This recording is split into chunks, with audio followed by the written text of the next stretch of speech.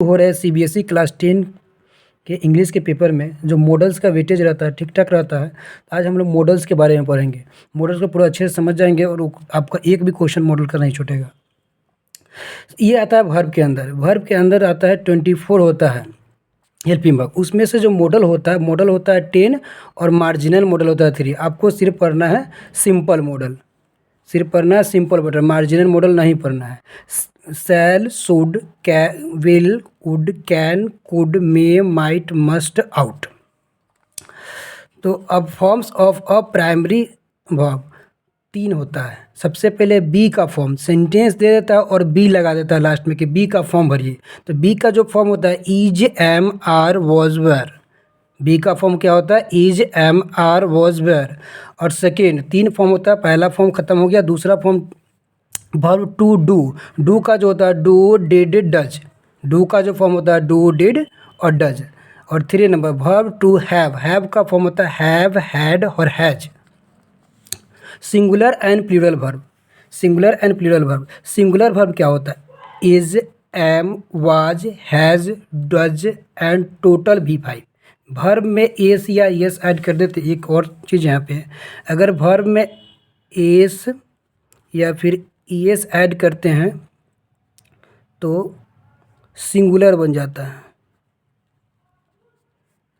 Noun में S या S add करते हैं तो प्लूरल बन जाता है। एग्जाम्पल के तौर पे मैं ले लेता हूँ डू। अगर डू में ई एस ऐड करते हैं तो क्या बन जाता है डज क्या है सिंगुलर वर्ब है। नाउन स्टूडेंट, स्टूडेंट में अगर हम लोग एस ऐड करते हैं तो बन जाता है स्टूडेंट्स। तो हमें ध्यान रखना है कि अगर वर्ब में एस या एस ऐड होता है तो सिंगुलर बन जाता है, जबकि नाउन में एस या एस ऐड होता है तो प्लूरल बन जाता है। दूसरा प्लूरल वर्ब में क्या होता है are, were, have, do and total V1 जितना है सब क्या होता है प्लूरल वर्ब। अब दोनों जो वर्ब होता है both, had, did, V2 and total simple modal. जितना भी सिंपल मॉडल 10 बोले हैं shall, should, will, would, can, could, may, might, must और आउट। अब इसके बाद हम लोग क्या करेंगे, हम लोग आएंगे यूज पे। सिंपल मॉडल वर्ब के यूज कैसे करते हैं, इसको कैसे हम लोग फाइंड कर पाते हैं कि मे लगेगा कि माइट लगेगा कि शैल लगेगा कि शुड लगेगा।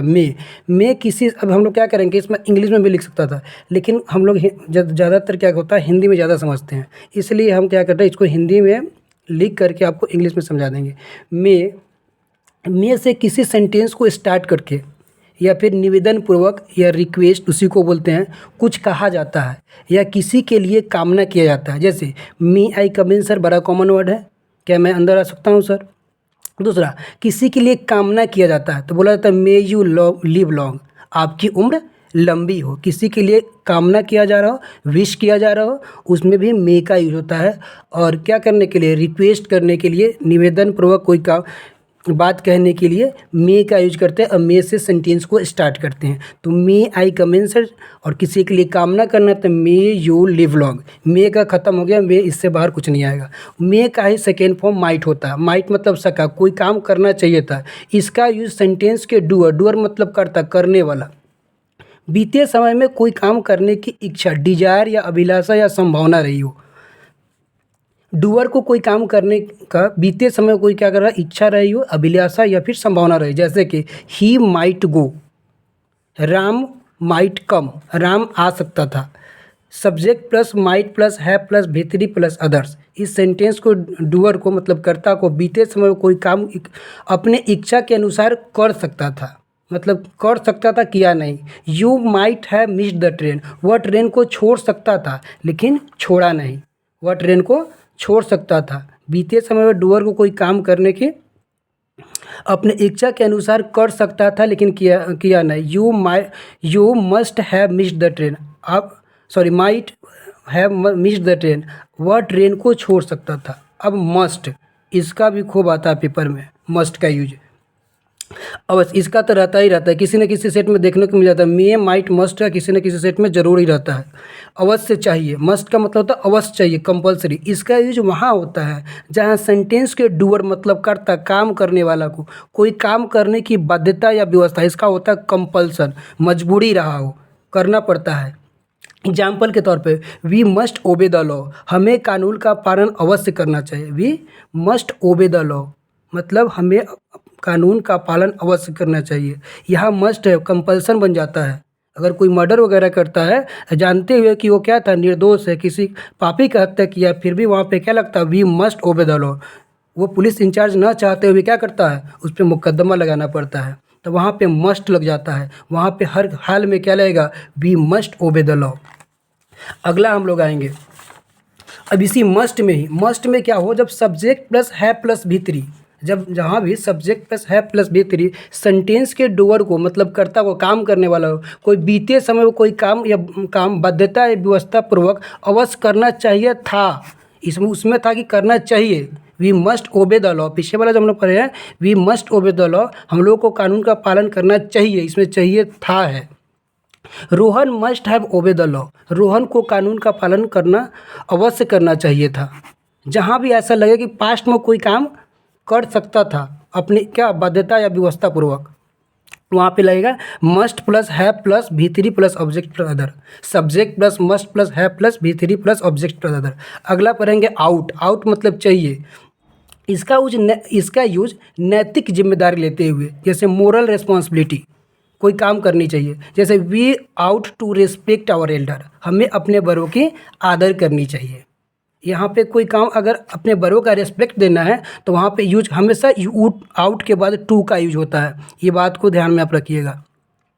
आउट का जहाँ भी दिख जाए आउट के बाद हमेशा टू का यूज होता है। We ought to respect our elder, हमें अपने बड़ों का आदर करना चाहिए।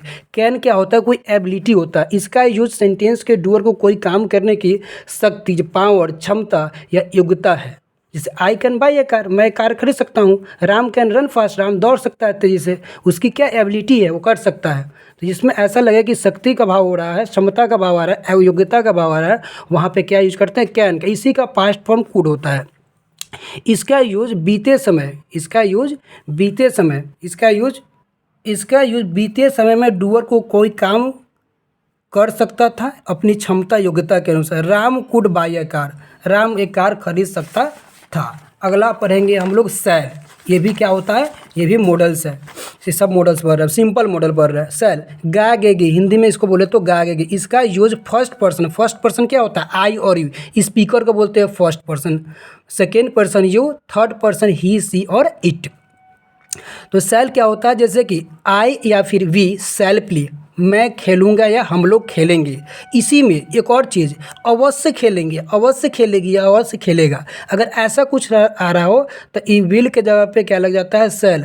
नॉर्मली यू के साथ विल लगता है, अगर यू के साथ, ही के साथ, इट के साथ, सी के साथ, दे के साथ, नाउन के साथ, नाउन्स के साथ, एक से ज़्यादा नाउन उसके साथ अगर सेल लगा है, अगर कोई ऐसा सेंटेंस बने जिसमें क्या अवश्य करना चाहिए, तो वहाँ पे सेल के जगह पे, विल के जगह पे सेल लगा देते हैं। नॉर्मली आई वी के साथ सेल लगता है, अगर इन के साथ अगर सेल का यूज करना पड़े तो वहाँ पे सेंटेंस बनेगा अवश्य खेलेंगे, अवश्य खेलेगी, अवश्य खेलेंगे, सेल प्ले।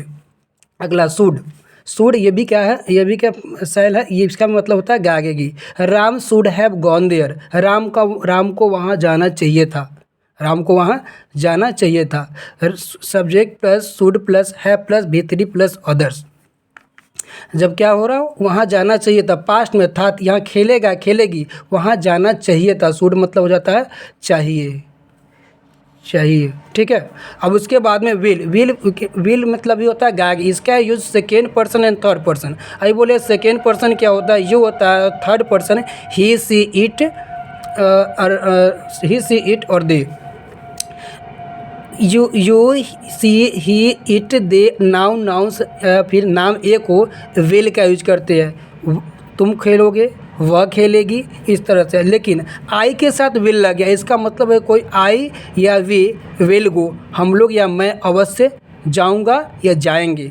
जब सही आई वी के साथ विल लग जाए तो कंपल्सरी आवश्यकता का सेंस देता है, नेसेसिटीज का सेंस देता है।